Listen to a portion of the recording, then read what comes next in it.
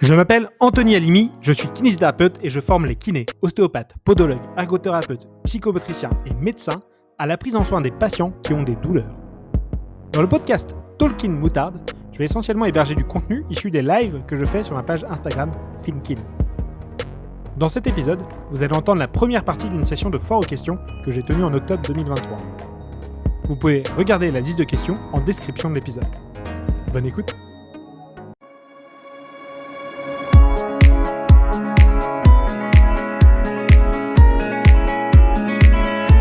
Talkin' Moutarde, la kiné épicée.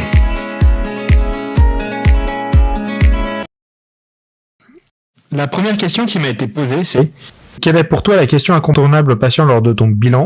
Donc il a fallu que je réfléchisse pas mal sur ce sujet-là, parce que du coup il y a plusieurs questions qui sont importantes et absolument nécessaires à poser. Mais donc du coup, est-ce qu'il y a une question absolument qui surpasse les autres? Donc j'ai beaucoup hésité entre demander les objectifs du patient et les attentes, et je me suis dit que ça m'est déjà arrivé d'oublier les objectifs du patient et j'étais moins embêté qu'en oubliant de demander les attentes du patient. Donc c'est-à-dire que en gros, l'idée, c'est de savoir un petit peu ce que le patient pense qui est nécessaire pour lui de faire pour traiter. Parce que du coup, si jamais il a une idée qui est cohérente avec son problème, c'est bien de commencer par ça. S'il y a une idée qui est pas cohérente, faut lui expliquer ce que nous on peut lui proposer et surtout lui expliquer si jamais lui il a vraiment à fond dans une idée qui pourrait même être délétère pour lui, pourquoi on le fera pas, parce que sinon il pourrait ne pas comprendre. Donc l'idée, ça va être de poser la question absolument nécessaire pour moi. Selon vous, qu'est-ce qui pourrait vous améliorer? Et à ça, le patient, normalement, il va vous répondre j'en sais rien, c'est pas moi le kiné. Et donc, du coup, il dit j'en sais rien, c'est pas moi le kiné, là, faut pas se démonter, il faut le dire.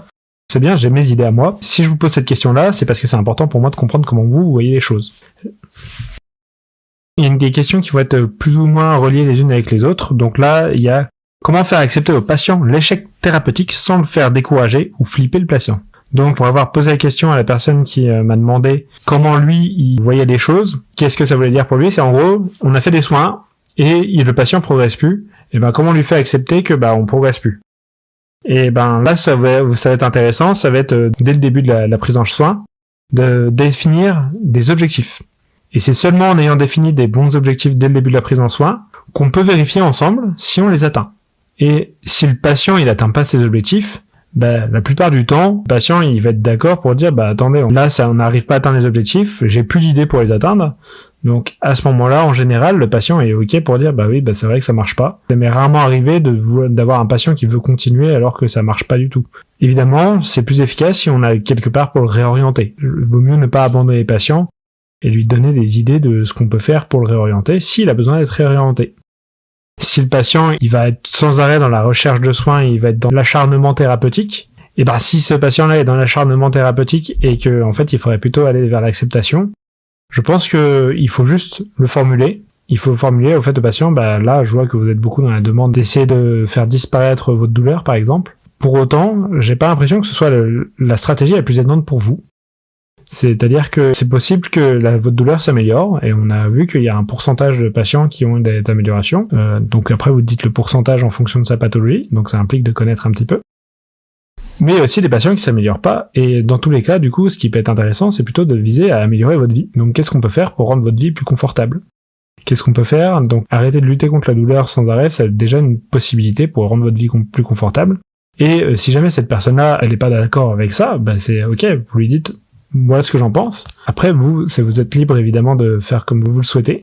Et après, vous pouvez l'accompagner ou pas dans cette thérapie si lui, il veut pas accepter la douleur en admettant que du coup sa douleur, elle soit pas forcément modulable par ce qu'on peut proposer. Et du coup, soit vous pouvez l'accompagner, soit vous dites je pense que je suis pas la meilleure personne pour vous et vous réorientez vers un professionnel qui répondra à ses attentes. Quand est-ce que tu décides d'arrêter les soins avec tes patients quand il n'y a pas d'amélioration de la fonction ou sur l'intensité de leur douleur? Toujours la même réponse, ça dépendra des objectifs. Et du coup, évidemment que si le patient il a pour objectif de réussir par exemple, à tenir 1 heure assis, et que du coup, il s'améliore pas en restant assis, c'est-à-dire qu'il avait mal au bout de 5 minutes et après ça devient insupportable au bout de 15 minutes, et que je vois qu'il y a 0 variation dans tout ça, je vais pas attendre spécialement 6 mois pour pouvoir dire il y a pas d'amélioration. Ça dépendra un petit peu aussi de du coup tout ce que je vais pouvoir mettre en œuvre pour l'aider. C'est-à-dire que des fois, j'aurai plus d'idées très vite, et des fois, le patient, il aura plein de problèmes qui seront potentiellement capables de faire émerger des solutions pour l'aider. Donc, par exemple, si le patient, il a une neuropathie, et du coup, je vais peut-être l'aider à traiter sa neuropathie en espérant que ça l'aide à améliorer sa capacité à tenir assis. Si le patient, il a des croyances de peur-évitement, si je vois qu'il a de la peur, peut-être que je vais essayer de jouer sur sa peur. Si je vois que le patient, il a, par exemple, son système de réponse au stress qui va pas super, ou qu'il a des signes inflammatoires ou d'inflammation circulante, là, évidemment, je vais changer mes traitements pour répondre à ça. Et si je vois qu'il n'y a aucun levier sur lequel je peux jouer, que j'ai déjà proposé les meilleures approches possibles selon moi, là, je vais vite arrêter. Mais donc, du coup, il n'y a pas un temps, c'est en plus en fonction de ce que moi j'ai à proposer. Donc, du coup, j'aurai plus de choses à proposer, plus je continuerai longtemps avec le patient. Comment gères-tu un patient avec des attentes de résultats immédiats? Donc si le patient il pense qu'il va aller mieux à la fin de la séance. Déjà c'est simple, c'est que la plupart de mes patients, j'essaye de faire en sorte qu'ils aient au moins une amélioration temporaire immédiate. La plupart de mes patients, je vais essayer de faire en sorte qu'ils aient une modulation de symptômes, de pouvoir leur dire, tiens, vous voyez là, après avoir fait ça, vous avez vu que vous pouvez mieux bouger. Et ça, c'est dans la plupart des cas faisable. Pas toujours, mais dans la plupart des cas. Quand c'est pas faisable, ça me donne des super indications aussi, et donc du coup je vais pouvoir lui dire, écoutez, là on a vu qu'il y a ça qui fonctionne pas très bien, donc déjà il faut que je vérifie. Par exemple, les voies inhibitrices de la nociception, on va voir ça. Et du coup, si je vois que ces voies-là elles fonctionnent pas, après avoir fait des tests, et après avoir vu que je pouvais pas moduler le patient qui m'a orienté vers faire des tests, et qu'après avoir fait les tests, je vois que ça ne fonctionne toujours pas, effectivement, ça va être important de pouvoir, pour moi, de lui communiquer ça. Et donc, du coup, je lui explique pourquoi ça fonctionne pas. Et c'est comme ça que je gère les patients qui ont des attentes de résultats immédiats. Je leur explique ce qu'ils ont, ce que je pense qu'il faut faire pour les aider, et du coup, un pronostic sur combien de temps ça va à peu près prendre avant d'avoir des effets. On a une large fourchette, évidemment, mais oui. Comment s'adapter au mieux face aux croyances propres du patient par rapport à sa douleur chronique? Alors ça, c'est important. Dans la plupart du temps, si le patient a des croyances qui sont pas en accord avec les nôtres, le mieux c'est de composer avec ses croyances plutôt que d'essayer de changer les siennes. Pourquoi? Parce qu'en fait, si jamais le patient, on essaie de changer ses croyances, souvent on s'épuise pour pas grand chose. Mais, imaginons qu'il ait des croyances qui sont, on va dire, pas aidantes pour lui. Par exemple, il s'étire à fond tous les jours parce qu'il pense que sa douleur, elle vient du fait que ses muscles, ils sont trop tendus et que donc en s'étirant à fond, après derrière, il déclenche des pics de douleur. Là, la croyance, elle est pas forcément aidante. Et dans ce cas-là, ce qui peut être intéressant, c'est plutôt que de corriger un petit peu ce qu'il croit, c'est de lui proposer de penser à d'autres facteurs. Qu'est-ce qu'il y a d'autre qui pourrait jouer dans votre douleur selon vous? Là, vous m'avez parlé de vos muscles trop tendus. Qu'est-ce qui pourrait jouer en plus de ça? Et on le fait élaborer, et comme ça, le patient, il a beaucoup plus d'options pour se traiter, et on lui dit, on a vu que cette option-là, elle marchait pas. Et très bien, faut passer à d'autres options. L'idée, du coup, c'est pas de contredire le patient, mais c'est au contraire de lui donner plein d'options, de lui-même, il trouve plein d'options, et c'est ça souvent qu'il faut faire, faut poser des questions pour que lui-même il trouve des options, pour l'aider à trouver une autre stratégie qui peut l'aider. Comment aborder les facteurs psychosociaux et expliquer au mieux aux patients leur influence sur la douleur? Donc, moi, je sais pas trop, dans la mesure où moi, j'ai pas vraiment de difficulté à aborder ces facteurs-là, parce que c'est couramment admis que les facteurs psychologiques, ils jouent dans la douleur. Genre, il y a pas beaucoup de patients qui me disent, non, la psychologie, ça joue pas du tout chez moi. Après, il y en a qui me disent, non, il y a pas que la psychologie, et dans ce cas-là, pas trop besoin de changer leur avis, parce que, je suis d'accord avec eux. Ou alors, du coup, on a tous les deux tort, mais en gros, c'est-à-dire que penser qu'il y a que de la psychologie, ça me semble un peu dépasser nos données qu'on a sur la douleur, puisque dans les données scientifiques qu'on a, quand on fait les meilleurs traitements psychothérapeutiques sur le sujet, en général, on fait passer genre les TCC ou ce genre de choses, on fait passer l'intensité de la douleur en moyenne de 5 à 4 sur 10. C'est quand même pas exceptionnel. Donc du coup, penser qu'il y a que la psychologie qui rentre en jeu, c'est pas ce qui me semble le plus intelligent. Donc, comment aborder les facteurs psychosociaux? Moi, souvent, je leur explique quand même. Imaginez, vous avez une fracture. Vous avez un accident de la route. Là, du coup, vous avez une fracture et il y a quelqu'un d'autre qui a la même fracture que vous dans cet accident. Il y a un urgentiste qui vient vous voir et vous dit « Waouh, la vache, ça.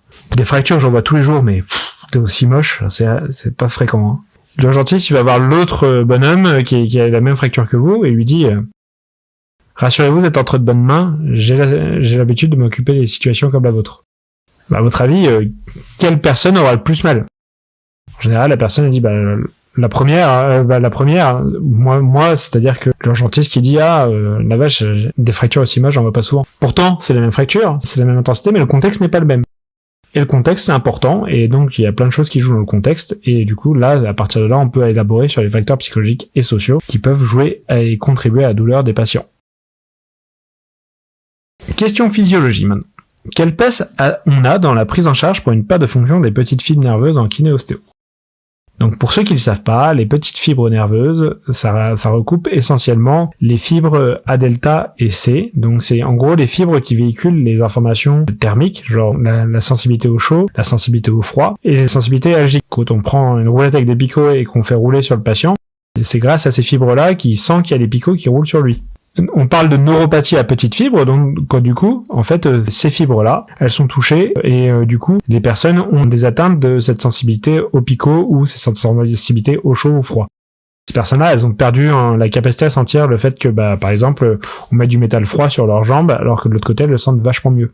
Donc, quand ça arrive, ça veut dire qu'il y a une neuropathie. Donc la neuropathie, elle peut être de divers ordres.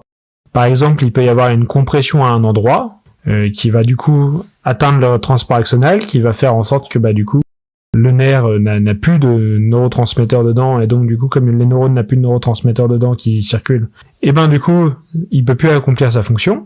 Ou alors ça peut être aussi en lien avec une inflammation, par exemple, qui fait que le transport axonal ne fonctionne plus parce que l'inflammation vient atteindre ce transport axonal.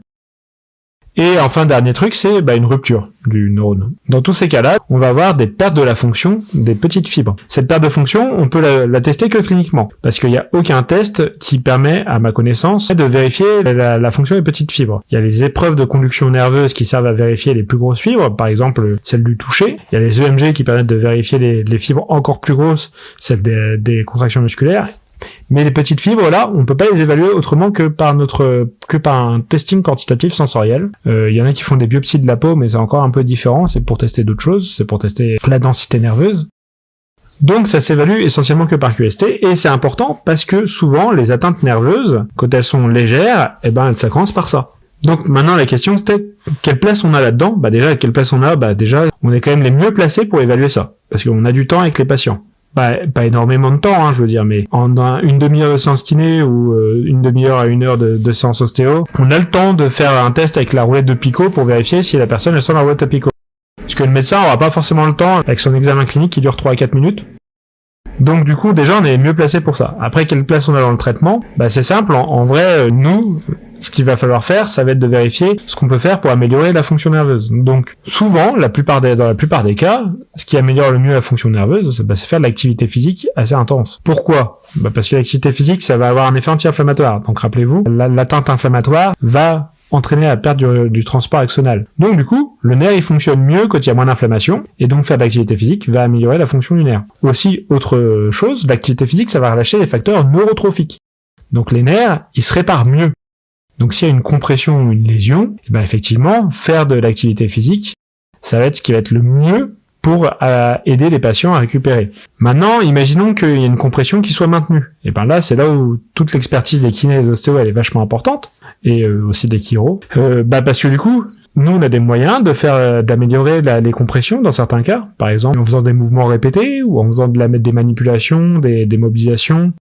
Ce qu'il y a, par contre, c'est qu'il faut évaluer la fonction des fibres quand on fait ça. Donc, par exemple, le mieux, c'est de prendre des monofilaments. Comme ça, on peut vérifier à partir de quand le patient ne sent plus la pression. À partir de quel poids le patient ne sent plus la pression. Comme ça, on peut lui faire des mouvements et vérifier s'il récupère sa fonction nerveuse au fur et à mesure des mouvements. Et dans ce cas-là, ça nous permet de trouver des positions, des mouvements, des thérapies qui aident à améliorer la fonction nerveuse. Donc, exercice intense, de préférence, sans trop tirer sur les nerfs pour avoir des facteurs neurotrophiques, diminuer l'inflammation et donc améliorer la fonction des nerfs.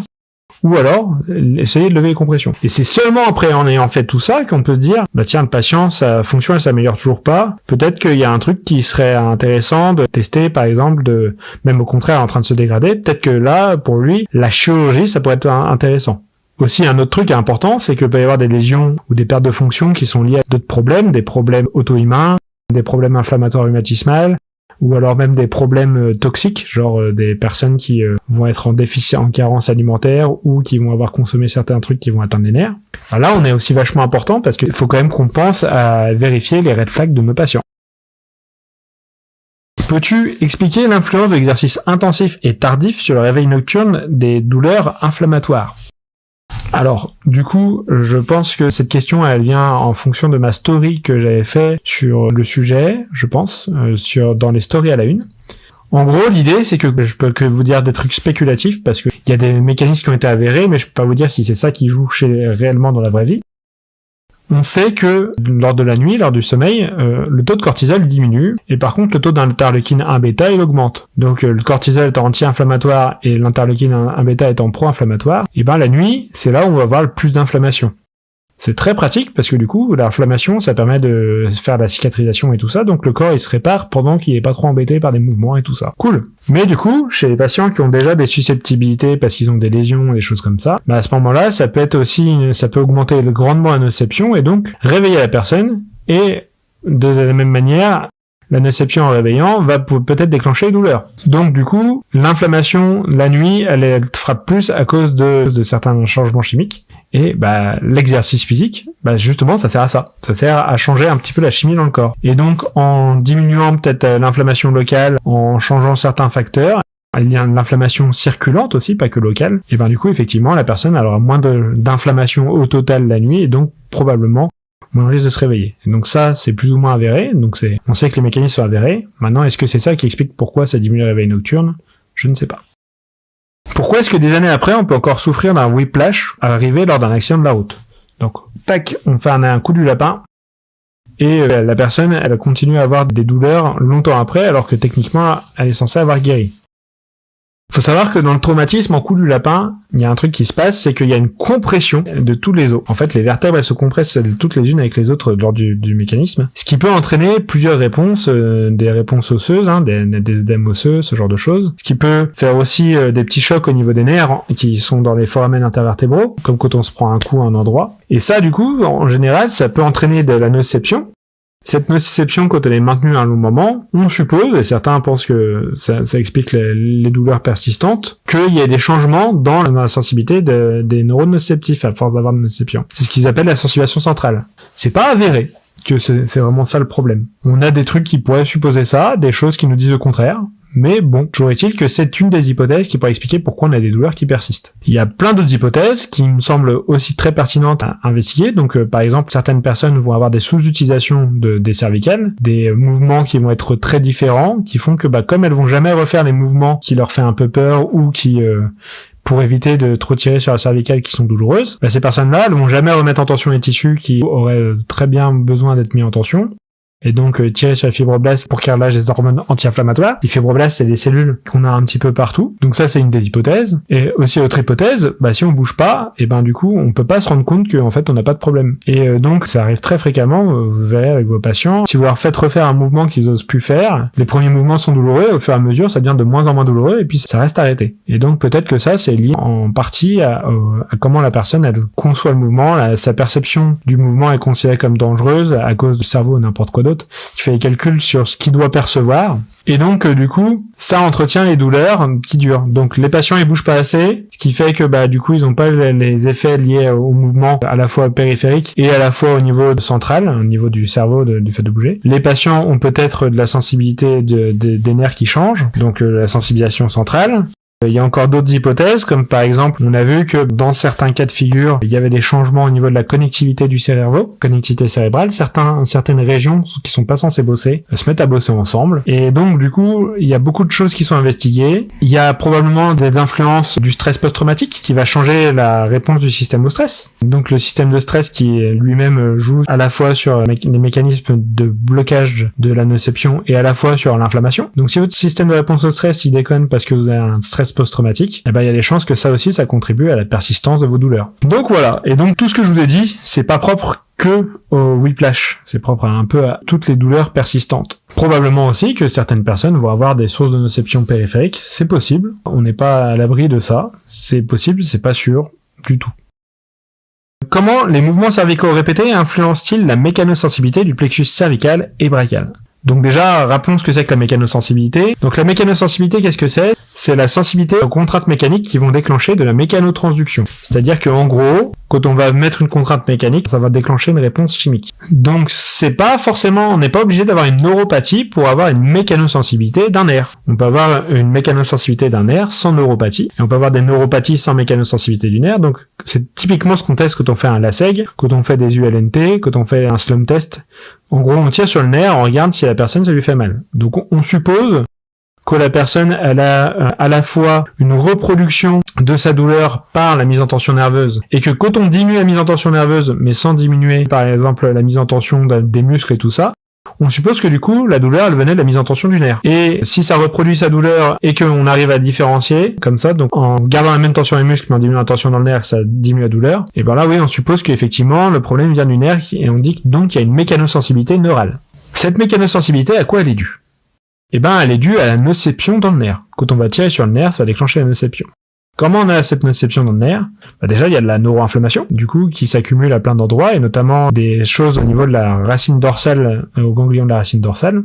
Mais aussi, un autre truc qui se passe, c'est que dans les nerfs, quand il y a une rupture du transport axonal, donc rappelez-vous, en cas d'inflammation ou en cas de compression, et ben en fait, quand les molécules elles s'accumulent à un endroit, le nerf, il va développer des nouveaux récepteurs. Ces récepteurs, ils vont faire en sorte que quand on tire dessus, et ben du coup ça va déclencher de la nociception. En fait, ça va augmenter la quantité de récepteurs à la tension mécanique et à la pression mécanique. C'est de cette manière-là que vous pouvez faire facilement mal à quelqu'un qui a une sciatique en appuyant sur son nerf, alors qu'une partie des gens, quand on appuie sur leur nerf, genre vous appuyez derrière la cuisse à un endroit, bah ça leur fait pas mal. Mais dans les cas où c'est augmenté, effectivement ça va faire mal.